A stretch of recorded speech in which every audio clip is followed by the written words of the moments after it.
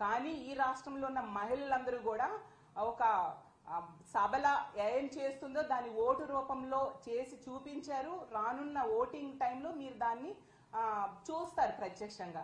అలాగే తీసుకుంటే పల్నాడు జిల్లాలో గురజాల కాన్స్టిట్యున్సీలో కొత్త గణేశన్పాడు గ్రామంలో అయితే బీసీ ఎస్సీ మహిళలకి 24 గంటలు బంధించి మరీ దాడి చేయడం జరిగింది. అసలు ఆ మహిళలు అయితే గుడిలోకి వెళ్ళి దాక్కున్నారు. వాళ్ళు చేసిన పాపం కూడా ఏం లేదు, వైఎస్ఆర్ కాంగ్రెస్ పార్టీకి ఓట్లు వేశారు.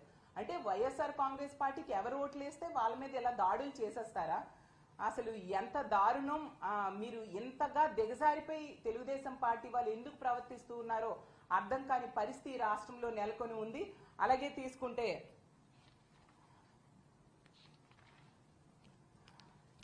ఇన్ని రకాలుగా రాష్ట్రంలో ఎక్కడ చూసినా కూడా మహిళల మీద దాడులు చేస్తూ మీరు మీ సునకానందాన్ని పొందుతూ ఉన్నారు.